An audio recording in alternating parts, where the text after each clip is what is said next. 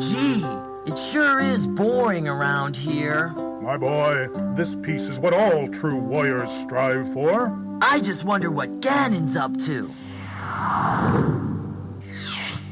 Your Majesty, Ganon and his minions have seized the island of Korodai. How can we help? It is written, only Link can defeat Ganon. Great, I'll grab my stuff. There is no time. Your sword is enough. How about a kiss, for luck? You've got to be kidding. Squadala, we are off!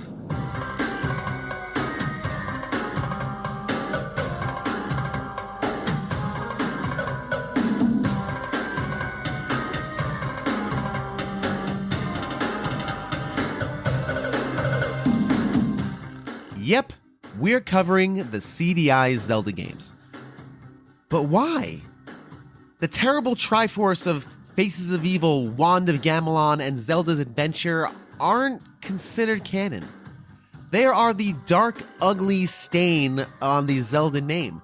They barely function as playable games. They've been memed to death and should be forgotten entirely.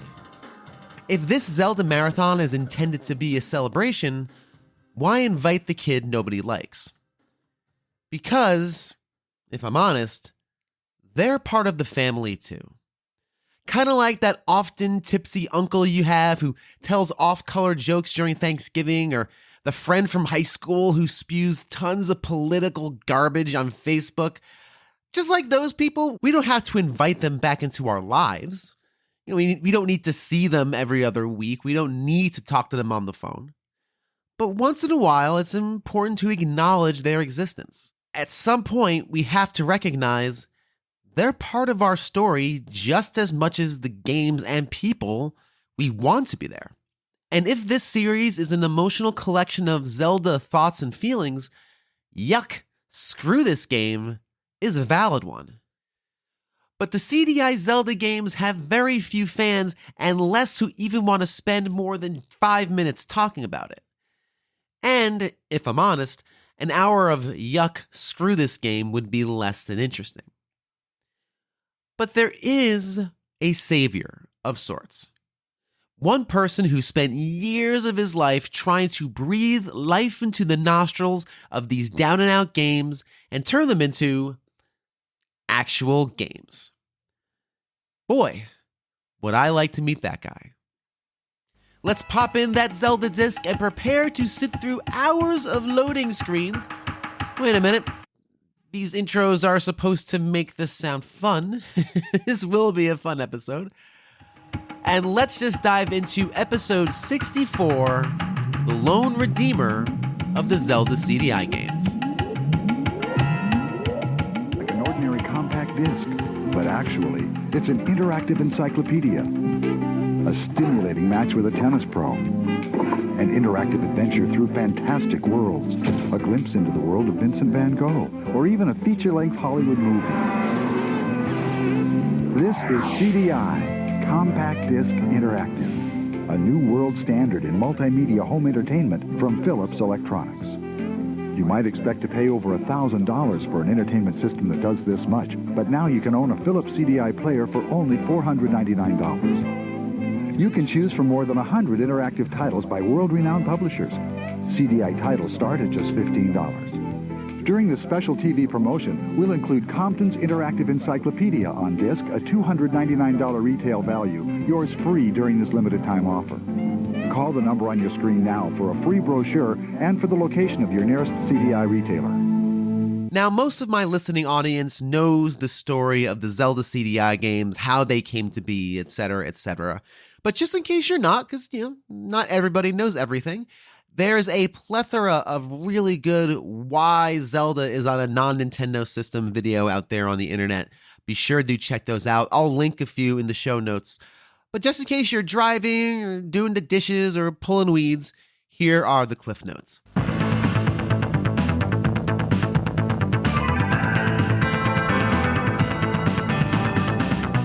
Back in the early 90s, Nintendo was working with Sony on the development of a CD add-on for the Super Nintendo. But Nintendo, being Nintendo, broke the contract with Sony and sided with Philips to develop the hardware.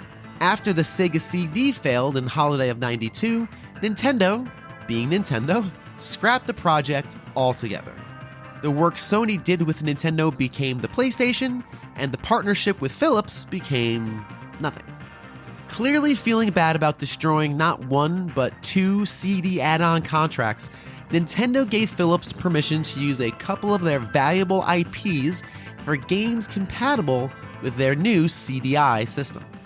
The deal gave birth to Hotel Mario and 3 Zelda games, The Faces of Evil and Wand of Gamelon, which both came out in 1993, and then Zelda's Adventure in 1994. Right off the bat, we're only covering Faces of Evil and Wand of Gamelon in this episode. Zelda's Adventure is extremely hard to emulate, next to impossible.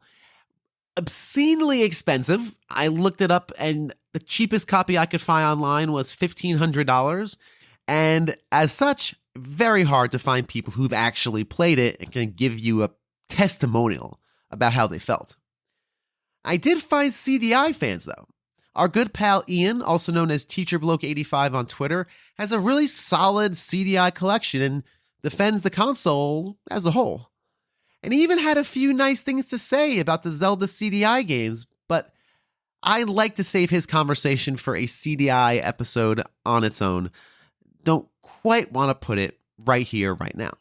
So one of the only people I found who could talk with any experience on these games was Christian S. of the Franchise Festival podcast. And he not only perfectly captures what I believe the prevailing opinion of my listener base is regarding these games, he sets the table well for the rest of my personal Zelda CDI adventure.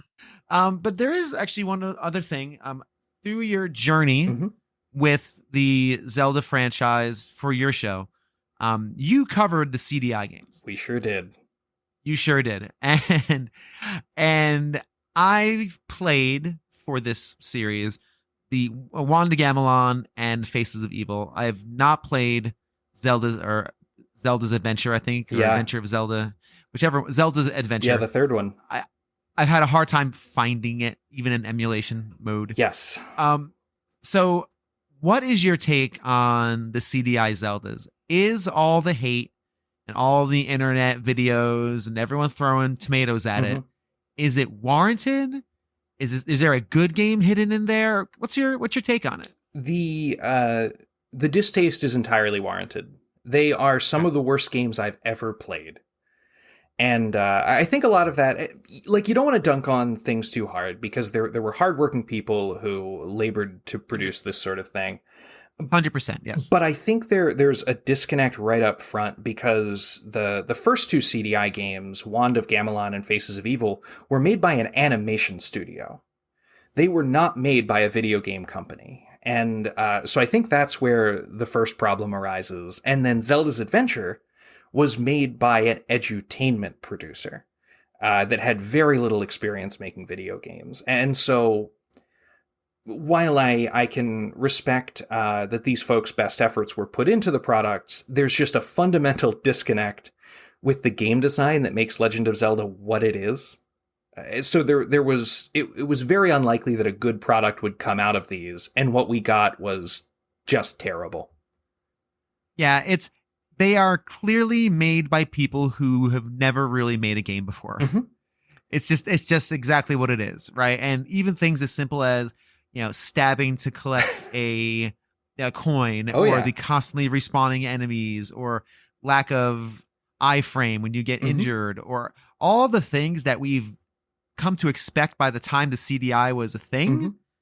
CDI, again, a device that's not really meant to play games, and then they kind of just put games on it because that's what the kids were doing these days. Fascinating disaster of a piece of hardware. There's a really good commercial, if you can uncover it, with Phil Hartman, legendary comedian Phil Hartman, doing a promo piece for the CDI. Okay. It's just great. It's, I'll look it up. That's funny. Say you're watching TV and this guy says, "It's CDI, friends, the next generation CD player that works with your TV." And you'd say, But I have a CD player. Then your mom says. No, dear. CDI works with your television. You'd probably feel pretty dumb and maybe even fake it like you'd already experienced the ultimate in games, movies, music, and more. Trust me, babe. I know about this CDI stuff. Now get into CDI, starting at $2.99 with $200 of free software. He's turning in a good performance, but Good performance. that man never gave less than 110%. But he's got to sell one of the single worst devices made for video games ever. Yeah, wow. I'll have to look that up. I don't know if I've seen that. I'll look that up. But the CDI itself, and not to get too far afield, I'm sure I'll do some sort of CDI episode at some point in my life. But as far as those games, yeah, I just think it's a lot of errors that anybody who would play the game would have seen. So I think it's interesting. However, I do think there's some pretty decent parts of it. I think Agreed. Yeah. I think some of the art design is really good. Some of those backgrounds are gorgeous. The backgrounds are incredible. I agree entirely. Those backgrounds look like if those came out in an indie game today, they would be described as these interesting, like hand-painted backgrounds. They look like storybook illustrations. Yep. Yeah. Absolutely. They're really, really gorgeous. I think some of the animations are actually pretty good. The way Link actually animates his sword strike, he has a little bit of expressiveness in his face when he's striking with his sword. Sure. I think it's interesting because there's some bones there that you could work with, but not the end result. Very much to your point, just isn't there. And I do appreciate the fact that you do say talented people worked hard on these things. We can't really kill it, but we are allowed from a critical standpoint to look at this work and say as objectively as possible, doesn't work. Exactly. I mean, I've made things in the past that people criticize, and they should. That's the point of creating things and putting them out into the world, is that they are then the subject of praise and criticism. And listen, I wrote film reviews for a very long time. I do not want to read early film reviews penned by Bill Tucker. Oh no, lots of run-on sentences and ellipses and adverbs. No. No, thank you. Please don't. I don't want to see that. Yeah. I totally get it. One quick point that I'd like to make about Zelda's Adventure specifically, since you mentioned that's one that you haven't had the opportunity to play. It's fascinating in that the loading screens in it are generally longer than the action sequences that you play. That's something else. It's wild. You will get an up to 5-second loading screen from, it's done in the style of like the original Legend of Zelda, where you have those, like kind of a static screen that you're on, and then you go to the edge of it, and then it shifts over to the next screen. But the loading time between them is actually longer than it takes to walk from one side of them to the other. Oh boy. Wild stuff. And I can, oh my gosh, wow. Unplayable. Yeah, that sounds unplayable. That sounds like you literally just cannot engage in this game. That sounds pretty rough.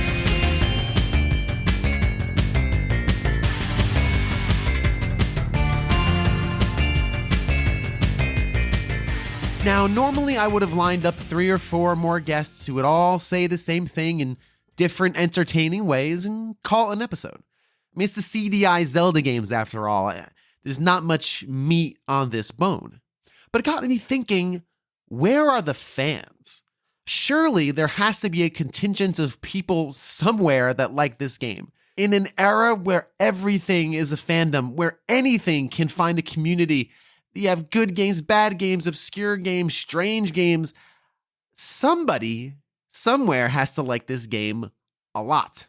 But sadly, with my limited time and means, I couldn't find anybody. But via my fruitless searching, I found somebody different. Meet Seth, who goes by the handle Dopply online. In the year 2020, he released 2 remasters, one for Faces of Evil and the other for Wand of Gamelon, for free online. And a few months back, I sat him down and asked him why. Why did he spend years of his life resurrecting a dead game? This is his story. What was your beginnings with Zelda games? So that's a pretty good story. For a long time, I actually couldn't play Zelda games because my parents thought they were too violent. Oh, wow. Wow. Okay. Yeah. My cousins introduced them to me like all good cousins do. It's really how I got into the Zelda series. I was like, wow, those games are cool. Like Ocarina of Time and Majora's Mask and all that. But my actual first Zelda game, and yeah, this is gonna show my age a little bit, is the Wind Waker. That was the first one I really started with. After that, I got the Zelda Collector's Edition, and that's so really funny story. That was around the time that the Twilight Princess hype was starting to begin, and of course I was how old was I? 12, 14. So I was around the age that that was like a really exciting game for me, but I hadn't played Ocarina of Time yet, so I decided to do that. I was like, well, I should probably like prepare, like, because it kind of seems like a successor, and yeah, that was kind of a mistake because Ocarina of Time is obviously perfect. So as good as Twilight Princess was, it couldn't. I was like, wow, this is a really good game. I can't wait to play this new one that's coming out, which, I still really like Twilight Princess, but it's like... It's no Ocarina. Yeah. Yeah, I was like, wow, no big deal. Just played one of the best games ever. But yeah, I've played all the 2D games and stuff as well, so... Okay. So you've gone through... have you gone through the original Legend of Zelda? Yep. Got them all. Cool. Including so you've gone through them all. Zelda 2, yep. Excellent. Yeah. So when you think back on your first experience with Ocarina, you labeled it as perfect. It is. Yeah. What about that game just speaks to you or gives it that title of perfect for you? So I really like finely tuned, mechanically optimized games that have, like that sort of lock and key design that really... my number one gaming love is Metroid. I'm a huge Metroid fan. More than anything else. That's also just because I have a preference for science fiction, but anything that has that sort of design, I'm like a huge fan of. Ocarina does that well. It has a really good fusion between gameplay and story as well. I really like games that sort of take advantage of that the best way they can. It doesn't feel shoehorned in or anything. Mm-hmm. It's a really good narrative, just really well-designed dungeons. Again, I love that sort of design. And I mean, I love the other games as well, I mean, I know a lot of people think that A Link to the Past is the very best one, which, it's really good. And Ocarina is very much it, but in 3D with a few differences. But I really like games that sort of feel like, as the director of the series, Al Numa, said, he started off like designing puzzle boxes, and that's really what Ocarina of Time kind of feels like. It's like a really well designed puzzle box that is just very satisfying to play through. Yeah, that's a really interesting perspective on it. And so from what I'm hearing, it sounds like mechanics are something that you latch onto, and you can definitely see that in those CDI games, which we'll talk about. Oh, yeah. Oh boy. Did you ever play those CDI games of its time or before you started exploring the remaster? No. So my introduction to those were friends, the same way a lot of people did. 2007, they really started blowing up on the internet as a meme again. And, like most people who saw them, I was like, oh, what? What are these? What is this madness? What is this? And to me, it's still they're the funniest. I can't get enough of them. But but I've always really been into esoteric and strange video games. Some might even say I like bad games. Okay. I mean, I love pretty much all games, but I have a special proclivity towards games like these CDI games. So, I've always been interested in their story and what's the deal with those.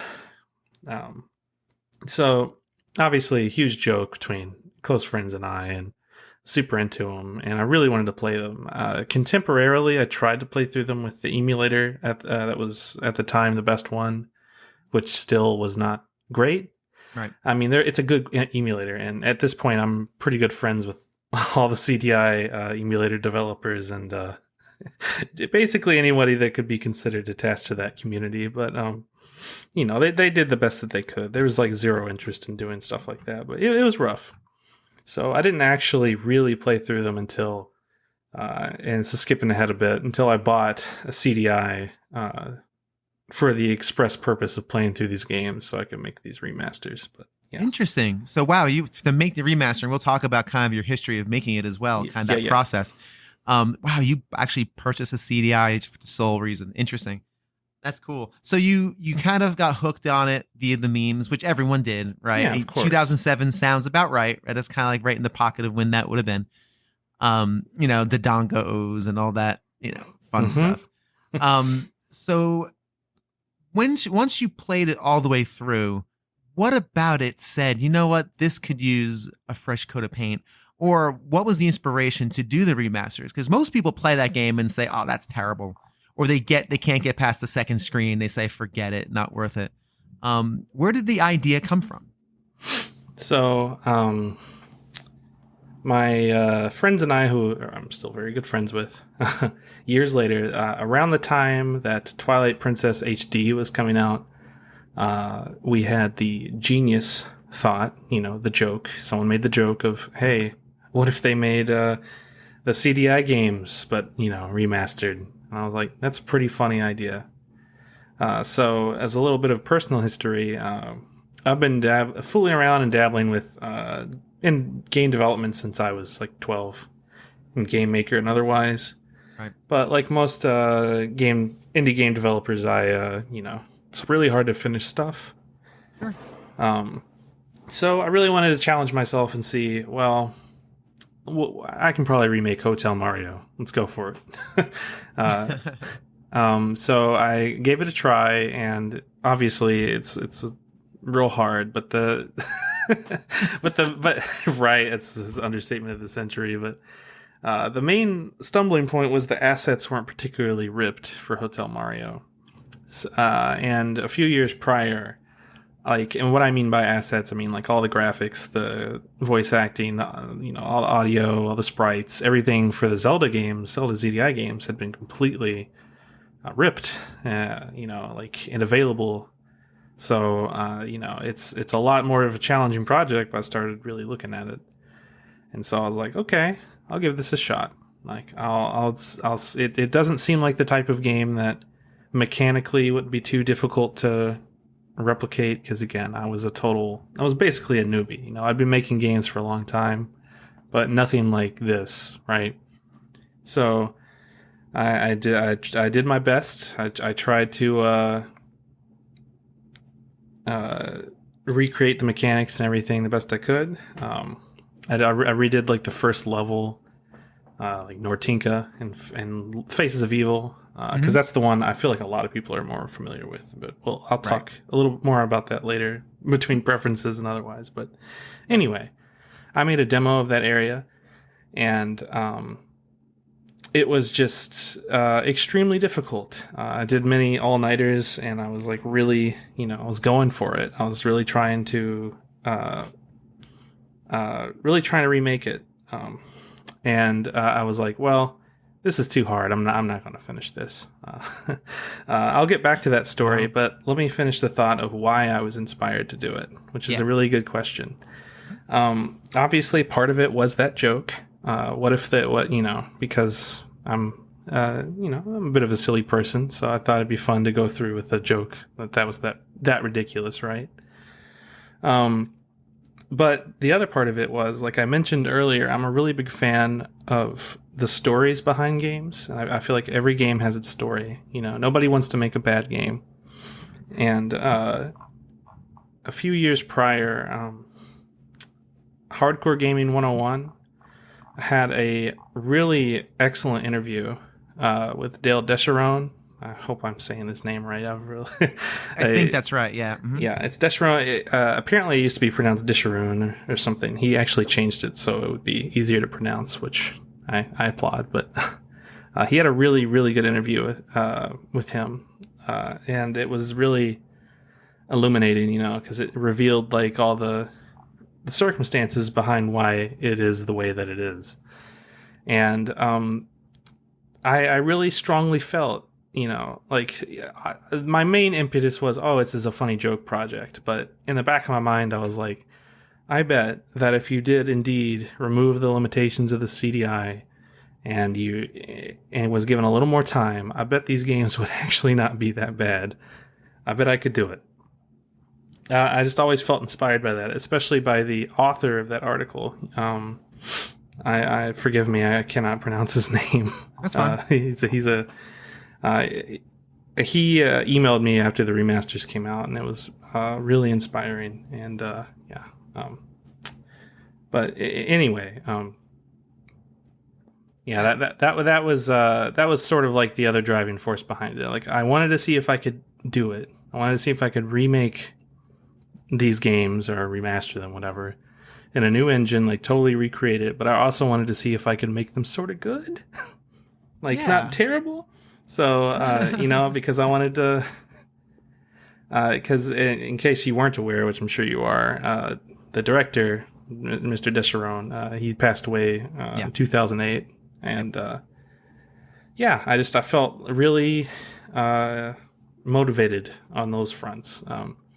But returning back to the demo that I created, I sent it out to my friends and everybody, and obviously it had a really good reception, but it was so much work, and it's a really dumb idea for a project, right? Like, I'm not I'm very fully aware of how very silly and dumb the idea is to make Zelda CD-i remastered. I'm not whole hog believer or anything, right? But and so I did. I quit. I was like, well, this is too much work, and I'm not going to make any money from this. And at the time, which we can go back later, I really was not thinking about this in terms of, I'm making a fan game and I'm going to release it and it's going to be popular.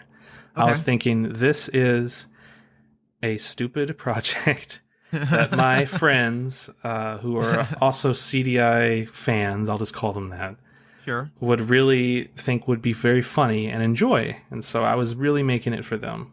I was fully under the impression that if I were to release this, nobody would care. They would say, this is very stupid, and I'm not even going to look at this.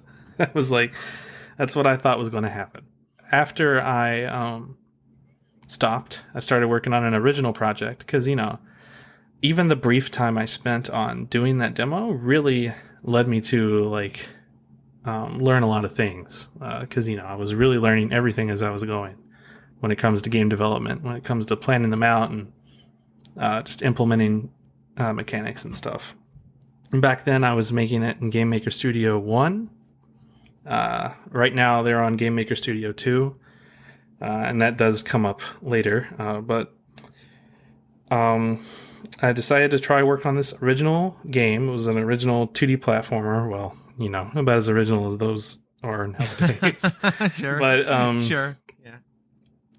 Yeah. Very long story short, I was working with a friend of mine in real life, and we unfortunately had a bit of a falling out over it because game development's hard. We've made up since then, but it was pretty rough, and it sort of put me off from wanting to do any sort of game development ever again. But about a year later, I looked at these games again, and then the thought started creeping up. I was like, could I do it? It's like, could I actually finish these and make these and polish them and do all the other stuff I wanted to do with them? And I went for it. A couple of years later, and I actually finished them, which I still sort of can't believe I did, but I did it. Yeah, and I think a lot of people are happy you did, for sure.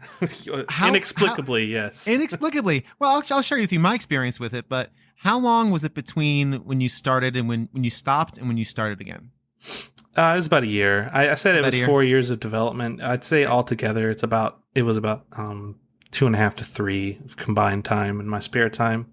Because at the time, I worked in the finance industry.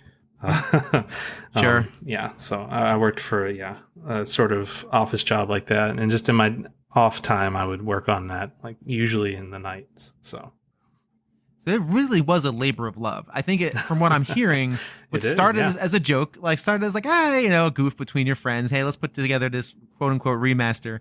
And then all of a sudden, it sounds like it just got inside you. Yes. A bit. It really did. That's and cool. My friends really encouraged me. They were like, you can do this, and I'm really looking forward to this. And, I can't thank them enough for that. And I was excited about it.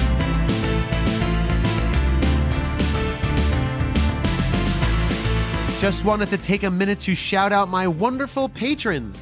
They include Games with Coffee, Patrice Smollett, The Let's Play Princess, B.T. Goebbels, Tim Knowles of The Elitist, Julian of Nerds Without Pants, Seth Sergil of the All End Podcast, Dan of Retro Logic, Brian Payne of the Gamers Week Podcast, and Pete Harney. And guess what?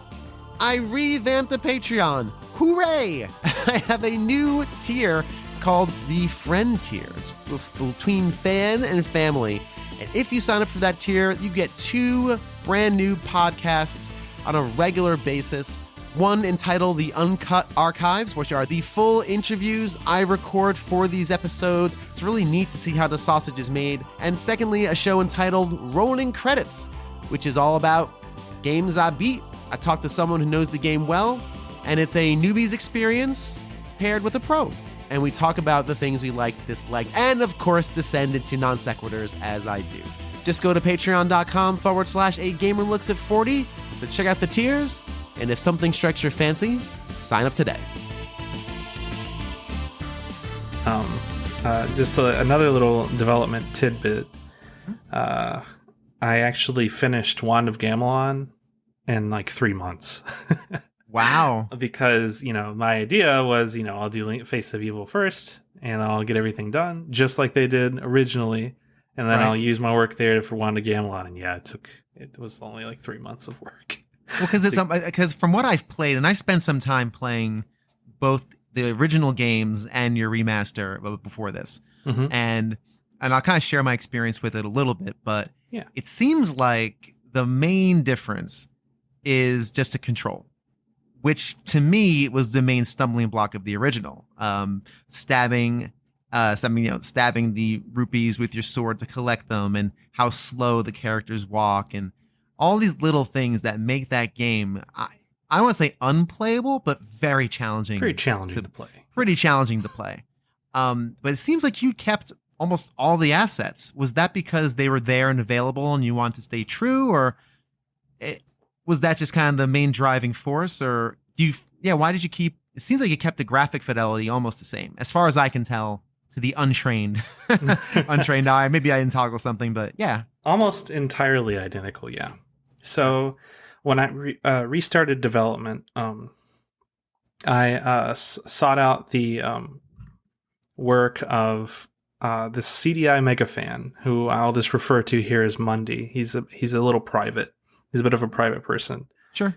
And we had a connection previously, but what happened was I was Googling for assets and sort of expertise on certain things regarding the game, and I came across his Tumblr blog, and so I sent him a message. I was like, hey, and I told him what I wanted to do, and he was like, oh yeah, I already know you. And I was like, oh, that's right, you're that person, just under a different name. So he is again so absolutely a huge mega fan of the CDI games that I would ask him for certain things, or I would send him builds, and he could tell me instantly if something was right or wrong. So to rebuild the games, I played through them, of course. I recorded myself playing through them. I am also a really big, huge retro gaming fan in general. Sure. I have a crazy setup. Like most, I guess most people around my age. I turned 30 in a month, so that's where I am. But anyway, so I recorded myself playing. I read walkthroughs, and I took really extensive notes. I also watched a few video playthroughs on YouTube. And what I ended up doing, and I found out kind of after the fact, was I sort of remade a design document from scratch, even though I use spreadsheets because I'm a bit of a spreadsheet nerd, but that also comes from where I used to work. I'm just sort of naturally inclined to use spreadsheets for everything. So I totally recreated basically the entire design of all the games as best I could. And where things could be either improved or include content that my friend, Mundy and I sort of agreed were intended by the developer, but they didn't include, we sort of like put back in the game. An example of that is there's a boss fight where a lantern falls, and in the original game it doesn't fall, it just sort of appears. But if you look at the map background, it's very clearly obvious that that lamp was supposed to hang and fall. So I went ahead and put that back in. Cool. So that's really interesting. Yeah, it's almost like you use the original game as this template and stuck to the template, but added your own pieces and flourishes. Again, I cannot thank you enough for fixing the control on the remastered edition. It makes all the difference. I remade the entire game from scratch, like absolutely from scratch. The only thing that is kept are the original design and all the assets. Like all the underlying programming and stuff is completely different. The original CDI game, the CDI, as you probably know, is not designed for games at all. Everything that has to be done on the CPU. There's no dedicated graphics hardware. Even the NES had dedicated graphics hardware, which is both why it's laggy, because there's no dedicated controller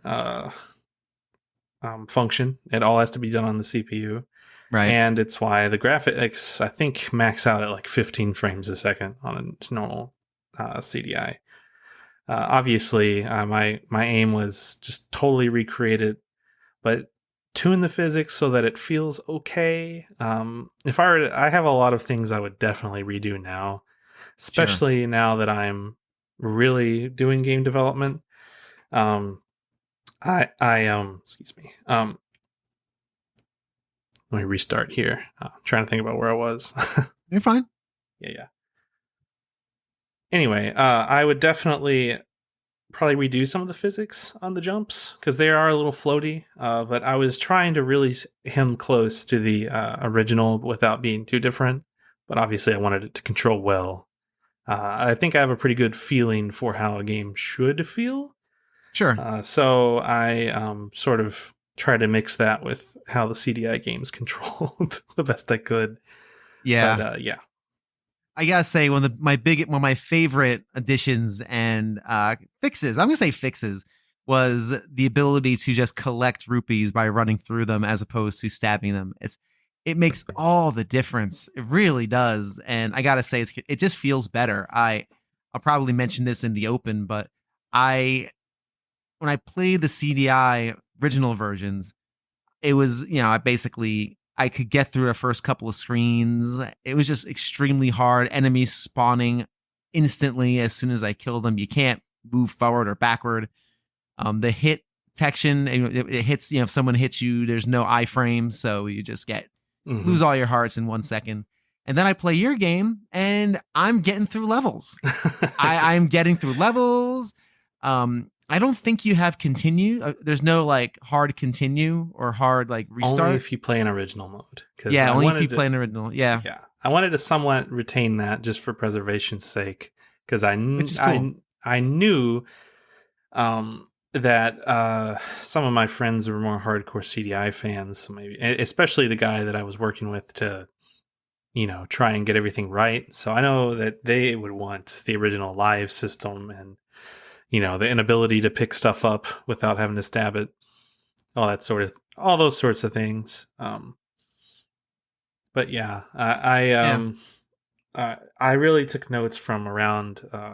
I knew what I wanted, like that annoyed me because nobody wants to crouch to open the menu, like of course, right. Right. Yeah, nobody wants that. But I did take notes. Obviously, me and everybody else in the world watched the AVGN episode. Of course. And we took notes from that.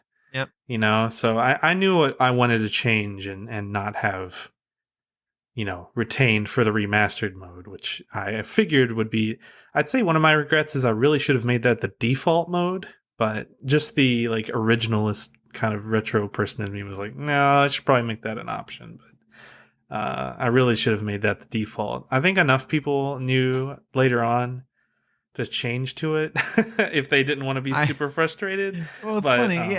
Yeah. Well, I realized because I started playing it, and I had the same thing where I was like, wait a minute, it doesn't feel any different at all. And then I looked at your README and I was like, oh, I got to turn it on, which was fine. Yeah. And then I turned it on, of course, and life was better. But I like the fact you provided both because not only are you preserving the original, which I think is actually rather important, you made the game easier to play. I mean, right. You don't need an emulator. You don't need to figure out BIOS. I played the original on an emulator, and I don't know which one it was. I'm not big on it. The good ones are MAME now. MAME is pretty much, with the newest drivers, is pretty much capable of playing almost every worthwhile CDI game like perfectly. So that's the way to go if you really want to do it. Yeah. Yeah, I looked it up and I'm like, I can't find this thing. I got to get a BIOS and it took. I was also, no lie, I was just kind of working while I was doing it, like on the side. So I wasn't paying full attention. Oh yeah, come on. Yeah, come on.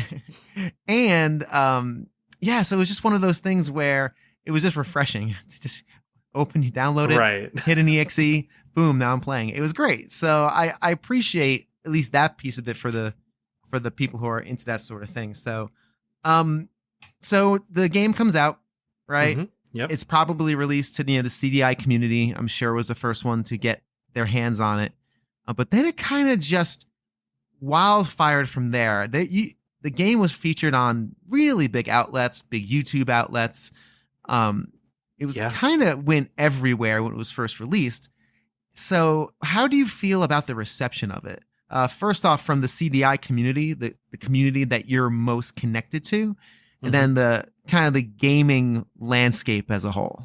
I was blown away, I mean, I'm not going to lie and say I didn't think that this wouldn't be a possibility that I fantasized about, like having like an article or whatever. Sure. But again, I must stress, I was like, nobody is going to care about this. They're going to say, oh, those very stupid games. And why would they play them? The cutscenes are like the part most people care about. So those are all on YouTube. But yeah, and you can watch them on YouTube. Yeah, I was very wrong. The reception, it truly blew me away because one of the things that I really enjoyed doing and still do is watching Twitch streams of people playing it.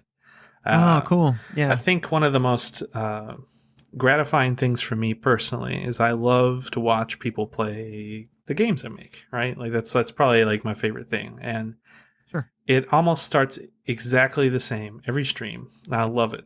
It always starts off with them joking. They're like, this is going to be the worst piece of crap game I've ever played. This is going to suck. This is going to be awful. Let's get ready to make fun of it. Right. And I'll just be sitting there. I don't usually jump into chat immediately. I'll sit there and watch. And without fail, about 20 minutes in, it's usually Faces of Evil. It's the one most people play first, which is good because it's the better one. About 20 minutes in, they'll go, hey, this is actually kind of fun. This isn't so bad. And every time, it makes me grin every time. It's crazy. And it's very, very, very gratifying to see that, because while I was playtesting them, I was like, oh yeah, no, these are actually kind of becoming kind of good. Which is, I mean, I'm not going to lie and say that they're like legitimately great video games. I'd say that they are now to the state that they are acceptable. Again, I really like games that have deliberate sort of search action is my preferred term nowadays, but Metroidvania style design, and the CDI Zelda games are very prototypical in that sort of way, right? Like there's a lot of backtracking. You have to use items in places before you had them. There's a few stupid fetch quests here and there, particularly in Wand of Gamelon, which is why I think it's the worst of the two games. But I think they're really much better than most people would have thought, but that's also, again, because they're now playable in a way that most people can actually stand. So, and I think that's really, really powerful. And I identify a bit with your desire to see people play it, kind of like a chef wants to see people try their food, or, you know, musicians want to cage the reaction of an audience. For me, I cannot watch people listen to this show. I can't do it. I refuse. I'll hide in a closet. I can't do it. I probably won't listen to this after it's done. No offense. I can't do it either. That's fine. I don't mind. I can listen to it, but I can't watch other people listen to it. Yeah. I have to. I edit it, so I have no choice. Right. But and you alluded to this in that last bit. I was going to ask, what do you want people to walk away from when they play these remasters? What is the, I say emotion, it sounds a little high and mighty, but really, like, what do you want people to walk away from? How do you want them to kind of feel about these games? And again, you've touched on it, but I want them to have a good time, of course. I mean, because I think that they can be a good time. They're funny. I mean, the cutscenes are dorky, but obviously I think they were written to be a little bit that way. Like, I really think a lot of them were both written and performed to be a little hokey and cheesy. It's just that the animations are just so much in that regard that much is a great word for it. It's very all in much. Everything's in your face and glaring at you. Please back out from the virtual camera. Right, exactly. Please. I feel very claustrophobic. But yeah, I want people to have fun. But also, I don't know if this is what a lot of people felt. But it would be nice if more people backed away and thought, wow, you know, I didn't have a terrible time.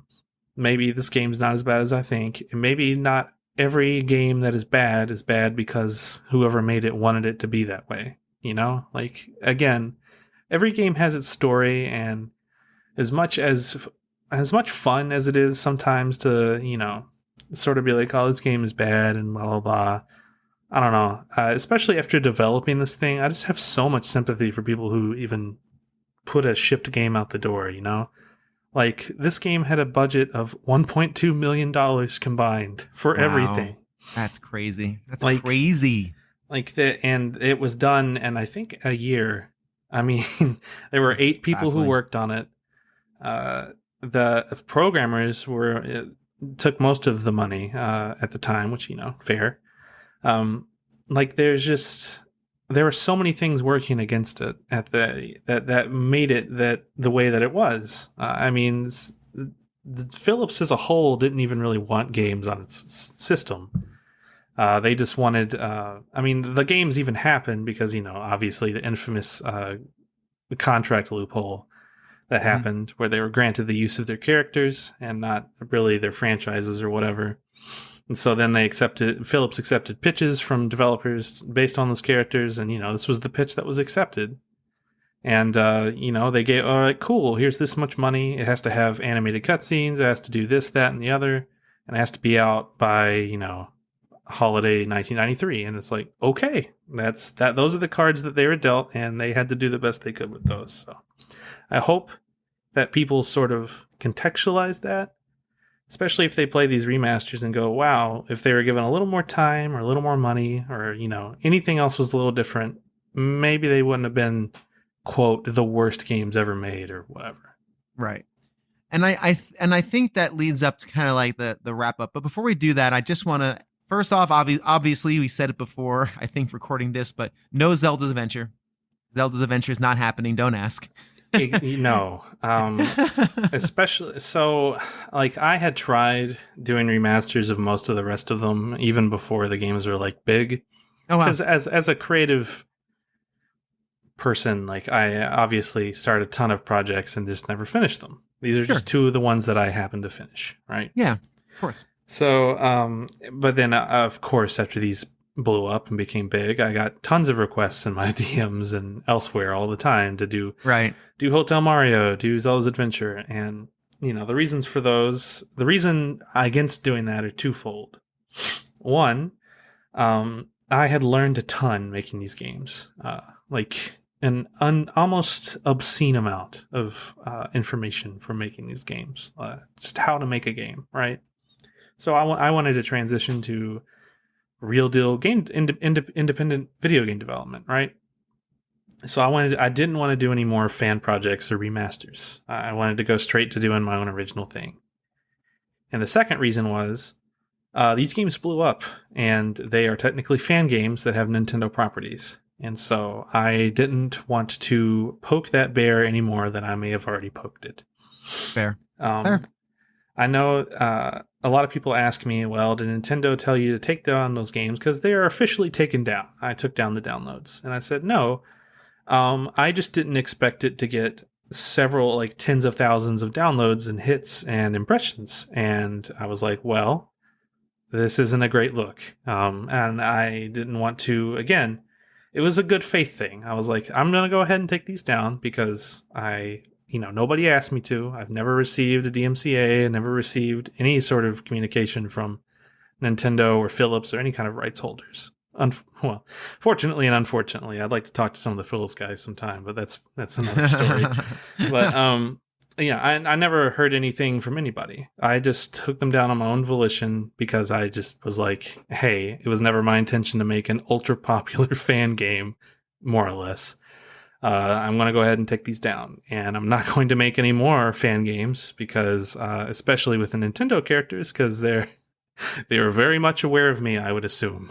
So I don't want to do that anymore. And just more importantly, I do just want to keep making my own things. So, yeah. Speaking of those other things, is there anything down the pike we should be looking out for, or kind of anything on the horizon of your own projects? Oh, absolutely. You may have seen it on Twitter, but I am working on a spiritual successor to the Zelda CD-i games.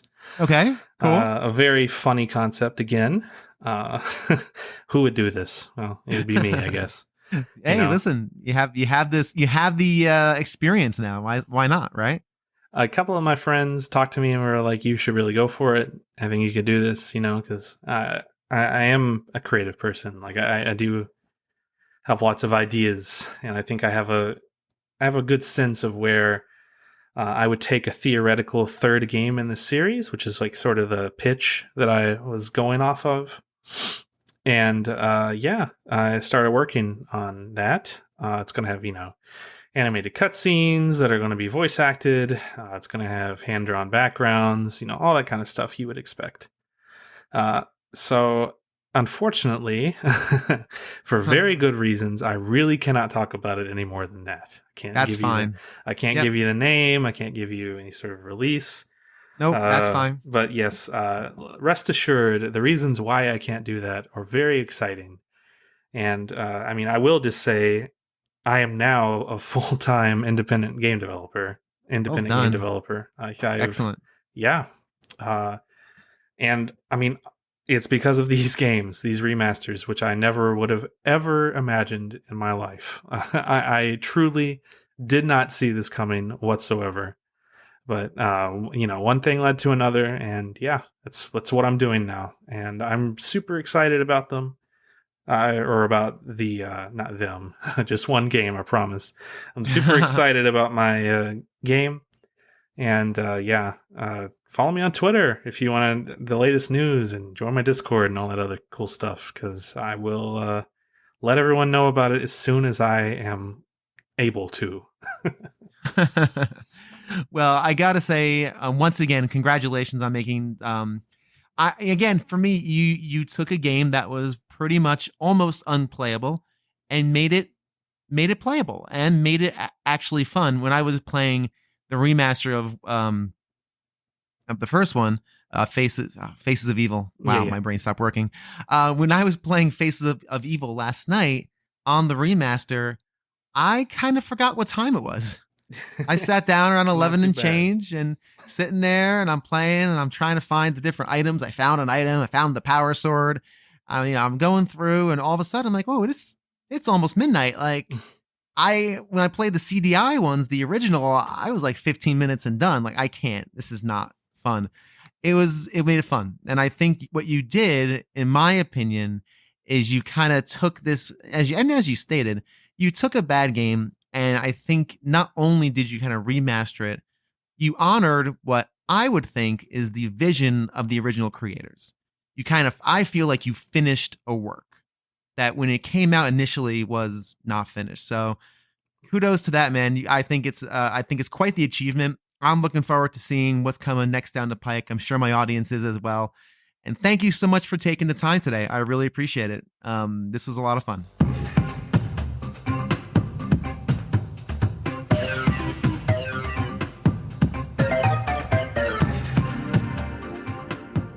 If you're interested in following Dobby on Twitter, his information is in the show notes of this episode.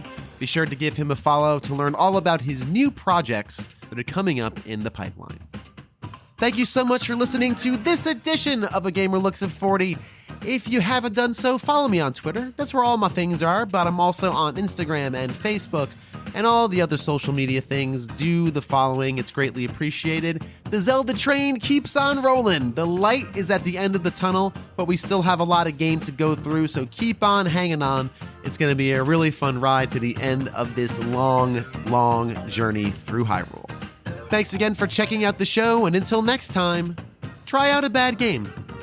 Maybe it's not as bad as everyone says it is. Well done, Link. Ganon is once again imprisoned. Come. Look, already Corridai is returning to harmony. The birds are singing. Isn't it beautiful? Golly, as it is written, you, Link, are the hero of Corridai. I guess that's worth a kiss, huh? Ha! I won!